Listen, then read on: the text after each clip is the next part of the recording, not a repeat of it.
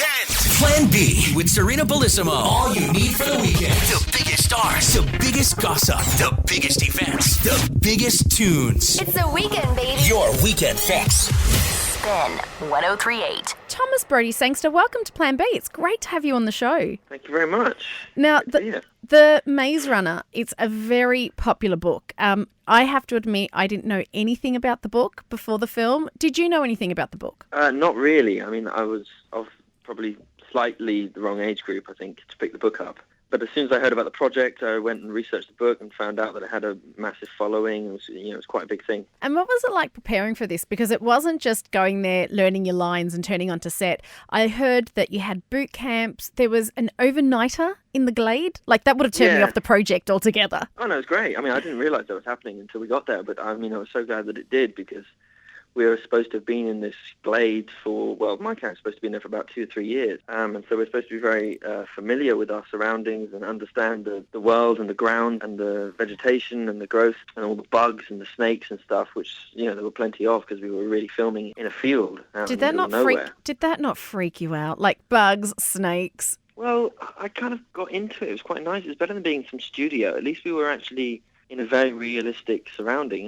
And we had snake wranglers on set. They would catch 10 snakes a day. And by the end of the shoot, I think he was still catching about 4 snakes a day. Wow. And some of which were, water moccasins, deadly snakes. And we had black widows and brown recluse spiders as well that can kill you or paralyze you. So, there was that sense of impending danger. But, that kind of helped. This had to have been a really unique and nice experience for you, because, it's not very often that you get to go onto set with a lot of people around your own age and mainly males as well. Was there a bit of camaraderie? Was it like being back at school? It was a lot more fun than school, because we were in a working environment where we weren't talked to like children, and I always found that a problem at school personally, especially having had a professional career and from the age of 10 being spoken to like an adult and being spoken to with the same respect that you have as an adult when you go back to school. I mean, the good teachers talk to you on a one-to-one level, but I never liked that divide between teacher-student thing.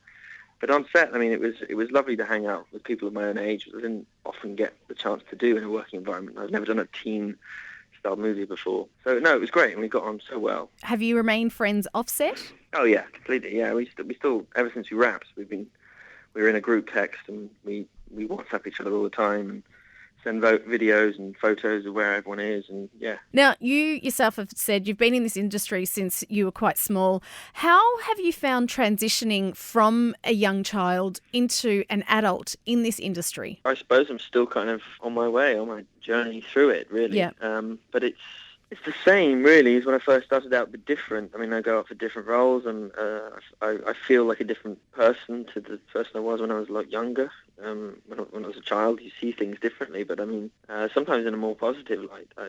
If I find that things get too much, or I start overthinking where I am in a scene or something, a lot of the time I will think back to how I felt like when I was a 10-year-old boy, and everything was actually a lot more simple, and I was just being rather than trying. I've enjoyed it. I've been lucky enough to have continued to work since the age of 10, and haven't really gone through a dry spell. There's always been something on the agenda for me, and I've learned all sorts of things along the way. I love that you have had range in your career so far. You have, Love Actually, then you've voiced an animation in Phineas and Ferb, and then last year, Game of Thrones, and this year.